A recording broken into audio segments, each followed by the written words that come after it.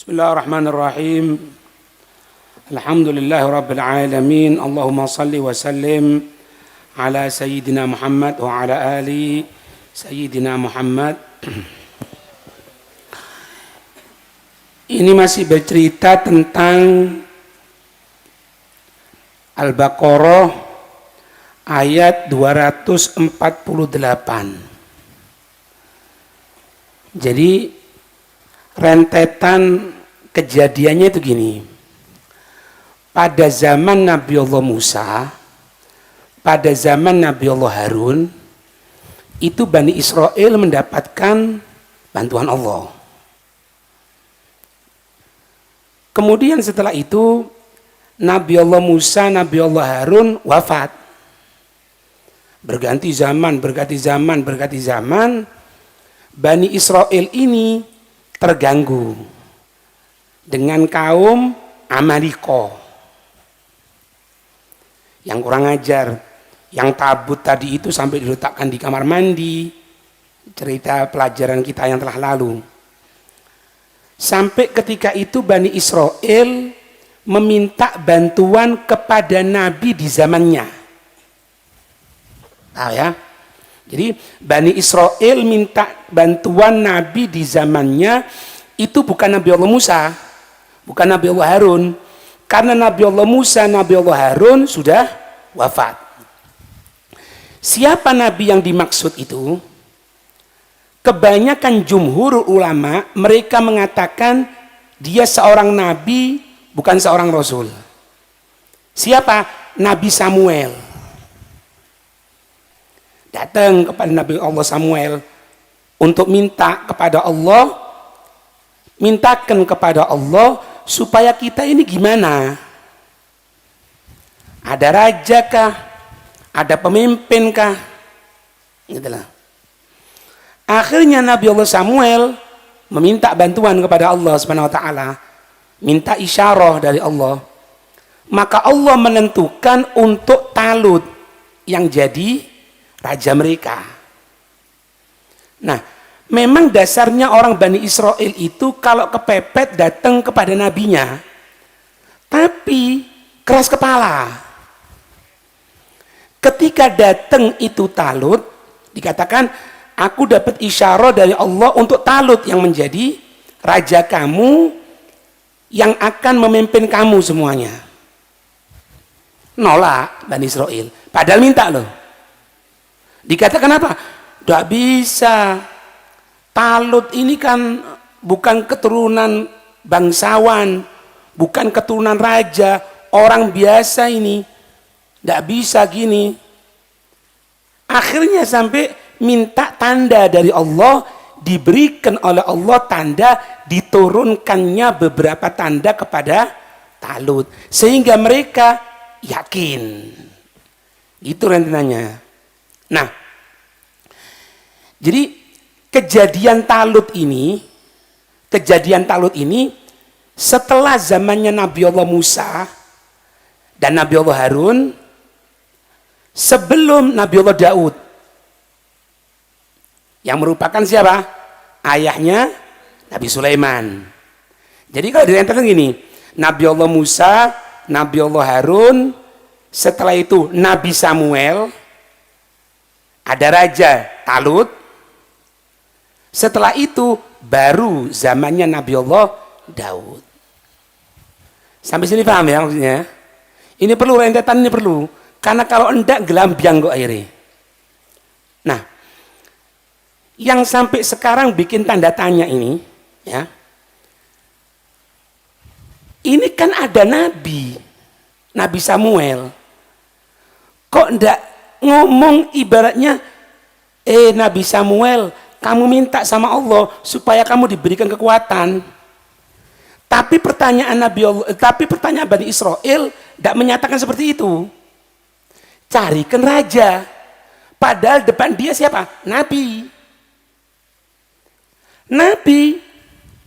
Rasul, orang pilihannya Allah, tidak gila jabatan. Dilihat seperti itu karena mereka Nabi dan Rasul, atau kalau zaman sekarang kita ini adalah wali min awliyaillah, mereka nyambungkan sama Allah. Yang sampai sekarang saya tidak habis pikir di sini, kok bisa Bani Israel ini minta bantuan kepada selain Nabi Samuel, padahal Nabi Samuel itu nabinya di zaman itu. Dan Nabi Samuel tidak berubah sama sekali. Lalu bosan kita orang, kau niki ya apa sih? Aku nabimu ah. Lalu apa jauh lain? Enggak ngomong gitu. Diberikan, dikabulkan yang diinginkan, diminta. Baik. Nah, kemudian sampai kita orang pada ayat fihi sakinatun, ya, dalam tabut itu ada ketenangan liqulubikum untuk hati kamu sekalian. Mir rabbikum, ketenangan ini langsung datangnya dari sisi Allah Subhanahu wa taala. Wa baqiyatum mimma taraka alu Musa wa alu Harun. Dan di dalam tabut tadi itu, tadi kan, dan di dalam tabut tadi itu, yang dengan tabut itu mereka Bani Israel mendapatkan ketenangan, yang mana ketenangan tadi itu langsung datangnya dari Allah. Di dalamnya itu ada beberapa peninggalan dari Nabi Allah Musa dan Nabi Allah Harun. Aitarokahuma, yang memang Nabi Allah Musa, Nabi Allah Harun meninggalkannya. Apa itu di dalamnya? Nah, diperinci. Yang merupakan peninggalan-peninggalan dari Nabi Allah Musa dan Nabi Allah Harun yang ada di mana? Di tabut tadi itu, di kotak besar tadi itu. Yang pertama, Na'lu Musa. Sandalnya Nabi Allah Musa. Wa asahu, dan apa? Tongkatnya. Wa imamatu Harun. Harun kan meninggalkan dua. Jadi di sini kalau digampangkan gini, yang ditinggalkan Nabi Allah Musa untuk nanti yang ada di tabut tadi itu adalah sandal dan tongkatnya. Sedangkan untuk Nabi Allah Harun meninggalkan imamah. Imamah yang ada di kepala itu. Kebetulan tidak pakai anak. Jangan-jangan itu ya. Itu. Paham ya? Nah, kemudian disebut di sini wa qafizun. Nah, qafiz ini ana lihat di kamus, qafiz itu takaran gandum. Semacam mangkokan yang digunakan untuk menakar gandum. Isinya apa di situ? Minal manni alladzi kana yanzilu alaihim, yang dulu al-mannu wassalwa itu yang pernah diturunkan kepada Bani Israel pada zaman siapa? Nabi Allah Musa. Sampai sini paham? Nah, al-mannu ini apa? Ada beberapa riwayat di sini. Ada yang mengatakan al-mannu itu adalah madu yang beku, madu yang padat. Ada yang mengatakan ini adalah getah yang manis. Tidak tahu apa ya, getah manis apa? Mungkin iku ya, apa man? Wallahu a'lam bis. Perhatikan ya, ini al-mannu yang pernah diturunkan untuk dimakan oleh Bani Israel sebagai bentuk mukjizatnya Nabi Allah Musa. Berarti ini sesuatu yang mulia, sesuatu yang tidak akan buat penyakit. Apa yang pertama? Madu padat. Iki dalam madu seneng, yakin anak. Nah, kenapa anak katakan seperti itu? Karena di antara makna yang lain getah yang manis. Pikiran kita kan mikir, yang namanya getah itu kalau dimakan kan bikin batuk. Iya mana? Dadak, getah itu dadak itu. Nah, tapi ini turunnya dari Allah. Berarti ini bukan getah yang kita maksud dalam pikiran kita akan membuat orang sakit. Karena apa? Ini termasuk penafsiran dari al-mannu. Sampai sini paham? Baik. Nah, pada zaman itu juga diberikan apa? Salwa. Apa salwa? Iya. Dari daging dari apa? Doro. Burung puyuh. Burung puyuh. Burung puyuh itu ini. Sing itu ya, Pak. Apa ndak sing endoke kelar-kelir ya? Nah, itu. Nah, jadi gini, ini di sini kita paham ya sekarang ya. Makanan yang pernah diturunkan oleh Allah itu berupa al-mannu wassalwa. Al-manna wassalwa. Manna itu ada yang mengatakan madu yang padat, ada yang mengatakan getah yang manis. Diturunkan juga salwa. Cuma di situ ada. Cuma mannya tok yang ada. Di dalam kotak itu. Yang jadi pertanyaan, ini kan manu tadi itu kan diturunkan zamannya siapa? Nabi Allah Musa. Kemudian diletakkan di kotak dan akan dibawa pada zaman Nabi Allah siapa? Samuel. Iya benar? Kan jarak waktunya itu panjang. Apakah makanan tadi itu tidak akan rusak? Namanya makanan kan pasti rusak. Tapi sengaja ada manu yang diturunkan, al-manna yang diturunkan oleh Allah tadi itu, yang pada zaman Nabi Allah Musa itu ada sebagian sebesar takaran, apa tadi itu? Kofiz, ukuran seperti takaran gandum yang dibuat awet oleh Allah sebagai tanda kebesaran Allah. Paham? Wis kok nek paham ngene kan menen wis. Kan menen. Kecuali sing turu, wallahu a'lam. Ngerti ya sampai sini ya? Ah, diturunkan mana? Nah, gini, makanya dikatakan di sini apa? Alladzi kana yanzilu alaihim.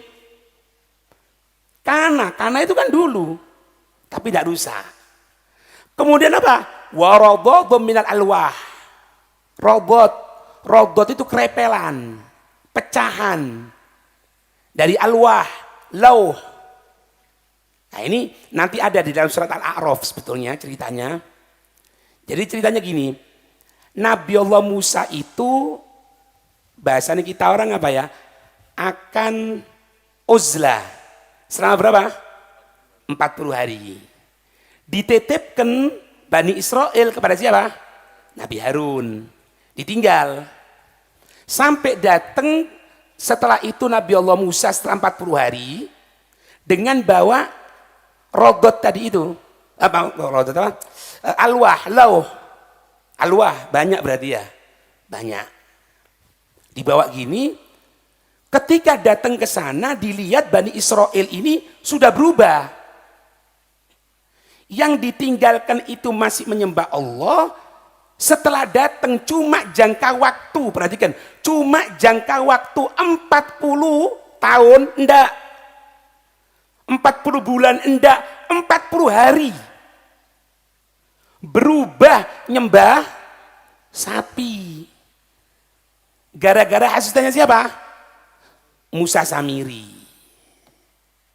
Pintar. Ono ngarep, cepet ngumuri apa? Musa apa?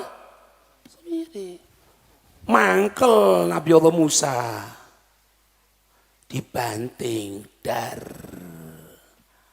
Sampai nanti janggutnya Nabi Allah Harun ditarik. Itu ada cerita surat Al-A'raf. Sampai paham, sadar, sampai ingat, selesai urusan, tidak ada masalah. Samiri wes selesai gitu loh. Akhirnya apa? Ini kadang pecah. Nah, pecahan itu yang diletakkan di dalam tabut tadi itu. Di antaranya. Ngerti ya? Paham ya? Coba kita pikirkan Pak ya. Bani Israel ini itu gurunya Nabi Rasul. Nabi Allah Musa. Kalimullah. Nabi Allah Harun. Nabi ini. Tapi ketika dia tadi itu lengah, tidak merasakan hadirnya Nabi Allah Musa, padahal ada Nabi Allah Harun, berubah kok. Ini satu pelajaran buat kita. Kapan kita yang rutin istiqomah, bacaan wirid, Al-Quran, mempelajari ilmunya Rasulullah, rutin ya, lama sudah, nasallallahu salam al afiyah, kok berubah sedikit saja, lek bosan kita orang yang biasa hadir pengajian tidak hadir, yang biasa deket sama gurunya tidak deket sekarang, berubah Pak. Jangankan kepada guru yang tidak kita sepelekan, bukan Nabi, bukan Rasul. Ini yang berguru ke Nabi, Rasul, Kalimullah, berubah kok. Makanya hati-hati. Hati-hati. Kontak kita dengan guru kita, hati-hati. Jangan saya putus, berubah loh. Buyar loh. Akhirnya yang biasa malam Ahad pengajian, tidak pengajian kok. Yang biasa malam Selasa hadir, tidak hadir. Masya Allah. Hati-hati. Ini tidak ada tujuan fulan, tidak ada Pak. Tidak ada. Ini cuma sebagai pengingat diri anak pribadi dan antum semuanya. Tidak ada tujuan sama orang ini, tidak ada. Anak tersinggung, Beb, ya berarti noloroi kon. Kan ngono. Kon nyemplung nang laut, kabeh enak renang, kon peri. Berarti aja salahno air laute. Kone sih tidak beres. Paham ini ya? Baik, diturunkan. Kemudian, nah di sini ada beberapa gambaran ya, kan disebutkan fihi sakinah. Di dalamnya ada ketenangan.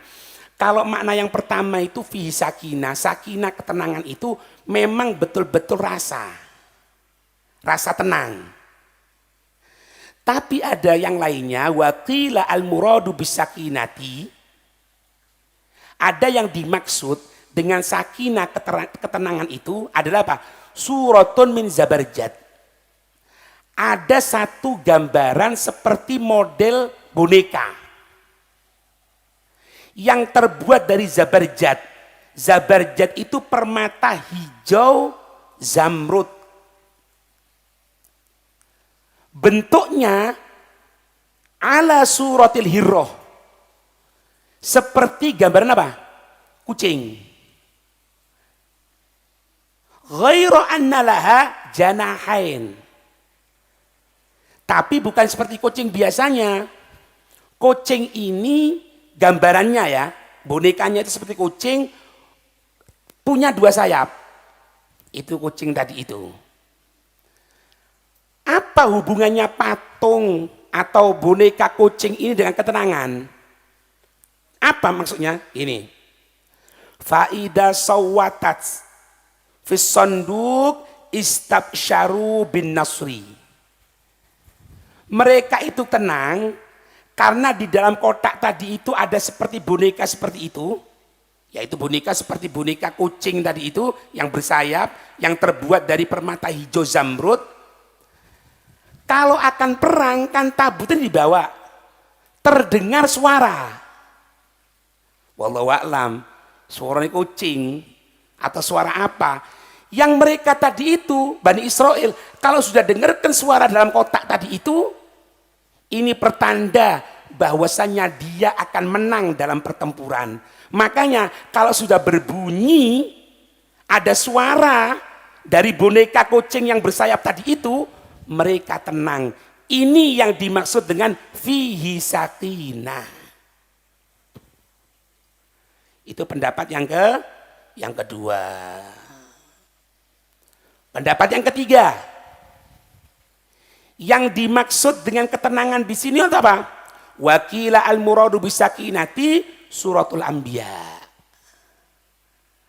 Karena di situ ada gambaran, lukisan para nabi. Yang cerita kemarin, semua nabi di situ ada gambarannya untuk Nabi Muhammad ada kelebihan. Apa? Gambaran sahabatnya, gambaran ketika sholatnya bagaimana. Mereka kalau sudah ngelihat gambaran tadi itu, dia tenang. Mereka tenang. Sehingga apa? Mereka perang dengan sungguh-sungguh menang. Jadi sakinahnya itu karena gara-gara gambaran. Gambaran itu apa? Gambaran para nabi. Tadi ya, makanya gambaran para ulama itu bukan sesuatu yang tidak bagus. Letakkan di rumah kita, lek sumpek teloen. Bani Israel seperti itu, Pak. Mereka tenang. Lah kok ndak wis ngeluh pemain bal-balan, yo tambah ngeluh.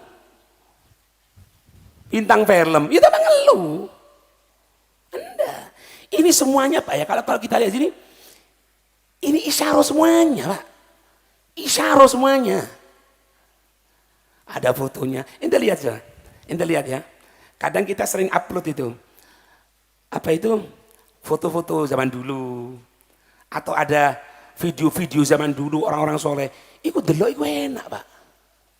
Aku ndak ibe biasa. Ya kon penyakitan. Ya apa terus? Long Bani Israel seneng kok. Kon kok ndak ya apa ya. Nah itu. Ya. Makanya enggak apa-apa, taruh fotonya orang soleh enggak apa-apa. Orang soleh enggak ada masalah. Itu.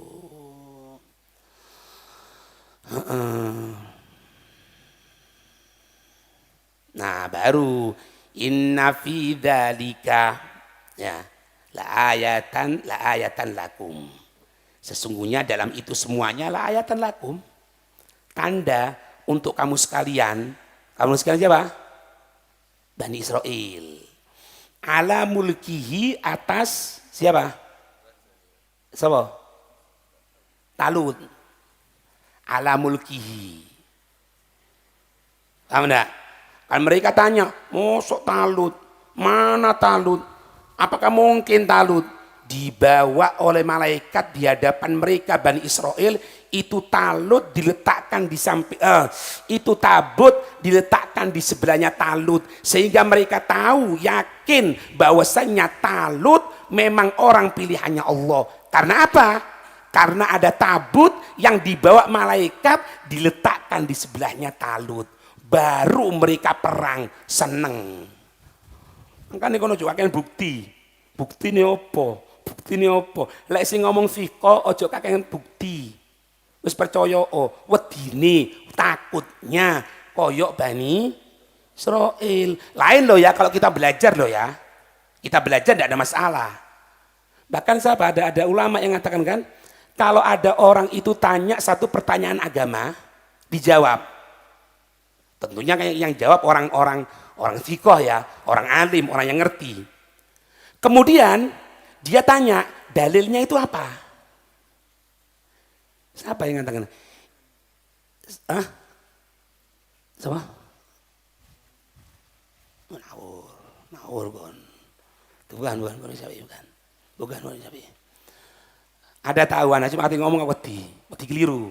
Anak ingatnya itu. Kok gampang wis. Pokoknya ada yang mengatakan seperti itu. Itu kalau tanya Pak ya. Itu yang tanya, maaf, ndak ngerti kitab. Ndak paham kitab. Dia tanya kan, misalnya, Ustadz hukumnya ini gimana? Ustadz ini orang alim, ngerti. Dijawab, oh hukumnya seperti ini. Paham ya? Ngomong. Dalilnya apa? Ini kalau ndak ngerti Pak, artinya ndak ngerti maca kitab, ndak pernah belajar, maka dia ndak perlu dijawab, tapi dicambuk. Loh Beb, lek sing ditangoni bongol ya apa Beb? Lah kon salah takon. Tanya kepada orang yang ngerti. Lek wis wong alim ngomong menengo Pak. Kecuali dares loh ya. Kalau dares tidak apa-apa. Atau betul-betul tanya tidak ada masalah. Kadang-kadang gitu Pak. Dalil endi? Dalil endi? Rukun wudhu tidak ngerti dalil endi kok lele. Ya. Ana dengar Pak tadi Pak, perjalanan itu ke Madura. Ada satu ceramah itu nyatakan gini Pak. Dulu Imam Suyuti itu pernah menyatakan beliau itu sebagai mujtahid mutlak. Pernah. Imam Suyuti, Pak. Karangan kitabnya itu kurang lebih 1000 sekian. Dan itu semua manfaat berbobot kitabnya. Jadi Imam Suyuti pernah mengatakan bahwasannya aku seorang mujtahid mutlak. Jadi orang yang sudah berhak untuk mengambil dalil langsung Al-Quran hadis. Ketika Imam Suyuti dengan kaliber kepintaran seperti itu, kecerdasan seperti itu, mengatakan sebagai mujtahid mutlak, di zamannya itu banyak ulama yang menolak atas perkataan Imam Suyuti. Sambil mengatakan engkau tidak berhak untuk menjadi mujtahid mutlak. Padahal karangan kitabnya itu 1000 lebih. Perhatikan itu, perhatikan sini. Kalau anak nyampaikan sesuatu jangan nulis. Perhatikan sini. Sing dadi pertanyaan, Pak. Ini pertanyaan nih. Kok ono wong saiki ojo maring ngarang kitab. Ojo maning maca kitab, nyekel ndak? Megang aja ndak? Ngatakan apa? Al-Qur'an dan hadis. Ayo raup gini. Ini fakta, Pak. Ini fakta. Makanya ya apa ya? Apa kurang ajar gini? Kurang ajar ya. Anak enggak berani ngantuk kurang ajar. Mungkin seperti katanya bisa jawab itu mungkin ya. Keterbelakangan pemikiran. Itu. Jangan gampang, Pak. Ini bukan urusan main ini. Bukan urusan main. Paham ini ya? Itu tanda-tandanya seperti itu. Nah, disebutkan di hasyiahnya, inna fi dzalika ayat yani tabut alal wasmatkur. Tanda. Itu merupakan tanda untuk kamu sekalian wahai Bani Israel. Apa maksudnya? Dengan diturunkannya tabut. Yang tadi itu ada peninggalan tongkat, ada peninggalan sandal Nabi Allah Musa, ada imamahnya Nabi Allah Harun. Ada al-mannu, ukuran seperti takaran gandum. Ada juga kerepelan atau pecahan lau. Itu semuanya tanda untuk kamu sekalian Bani Israel yang engkau, perhatikan, yang engkau meragukan perkataan nabimu. Nabi Samuel, yang engkau minta bantuan untuk munajat sama Allah, untuk menentukan siapa pemimpinnya, ketika disampaikan tidak percaya, diberikan tanda oleh Allah Subhanahu wa taala. Ini mana ayat? Ya. Inna fi dzalika la ayatan lakum. Tanda untuk kamu sekalian. Ya. In kuntum mu'minin. Jika kamu percaya, iman, Allahumma ja'alna minhum. Fahamalatu al-malaikatu bainas sama'i wal ardi. Diceritakan, fahamalatu al-malaikatu, maka malaikat membawa itu tabut. Bainas sama wal ard, antara langit dan bumi dibawa. Wahum yandurun, dan mereka Bani Israel melihat ilaihi, kepada tabut tadi itu, hatta sampai sampai malaikat al-malaikatu, sampai malaikat meletakkan itu tabut inda Toluta, di sampingnya Tolut. Datang dari langit, digawa malaikat, diletakkan di sampingnya Tolut. Mereka Bani Israel ngelihat, oh fa'akorru, bener lek ngono, orang ajar. Bener Samuel. Waduh. Kitas sana. Fa'aqaru bimulki. Baru mereka mau mengakui dengan kekuasaan, kerajaan, kepemimpinan dari Tolut. Gitu loh, Kang. Baru watasara'u. Mereka bersemangat sudah ilal jihad. Bersemangat menuju jihad. Nah, ini perhatikan, ini terakhir ini Pak, terakhir. Fakhtaro, maka itu Raja Tolut memilih min syababihim, dari kelompok yang muda Bani Israel, sab'ina alfan, 70.000. Kita lihat hasyiahnya di sini. Kalimat qauluhu fakhtara min syababihim. Itu Raja Tolut memilih dari para pemuda mereka Bani Israel.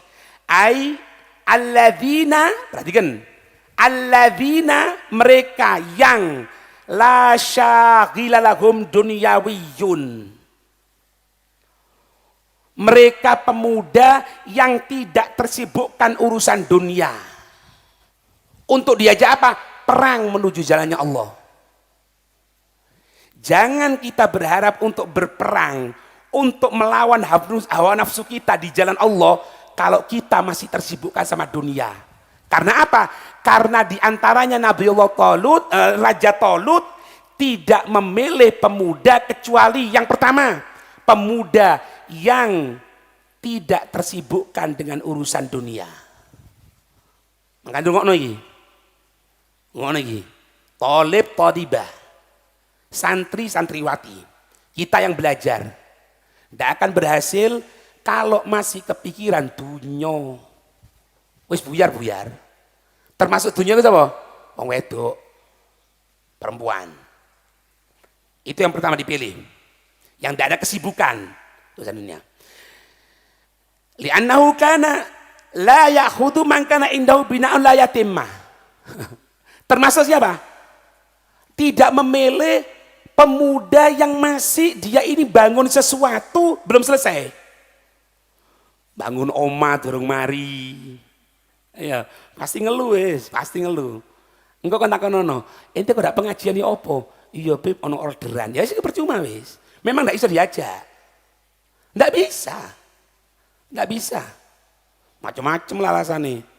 Bakti kepada orang tua, Beb, Masya Allah. Sampai wedi aku. Nek ngomong ngono, wedi ya. Nggak berani bakti sama orang tua. Ya apa ini?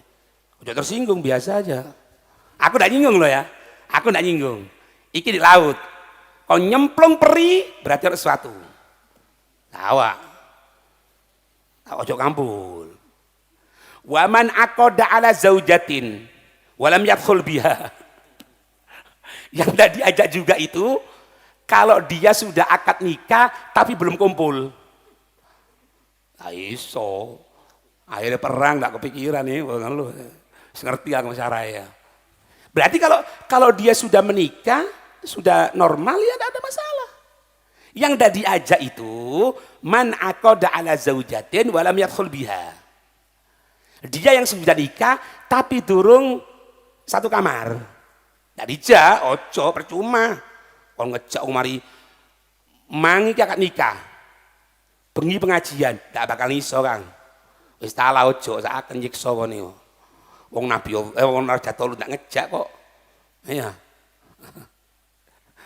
Dengarkan ini ya. Rungokno iki sing buanter rungokno iki ya. Siapa yang ndak diajak?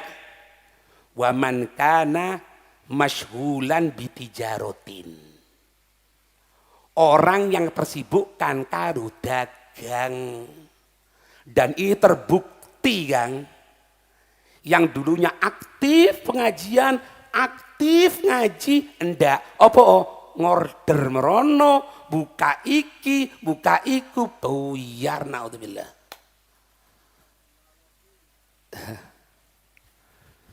Mereka jumlahnya 70. Ada yang mengatakan tamanuna alfan, 80.000. Ada yang mengatakan mi'atu alfin wa ishruna, ada 120.000 jumlah mereka yang diajak. Semuanya terbebaskan, dak urusan dunia, dak nikah belum kumpul, dak urusan bangun durung selesai, dak tersibukkan dengan urusan perdagangan. Iku tulisan niku. Tulis di tembok omamu ya. Jadi ngene niku. Lek kenek papat iki buyar pengajian. Nasallallahu salam al afiyah. Semoga diselamatkan semuanya. Amin ya rabbal alamin. Wallahu a'lam bissawab.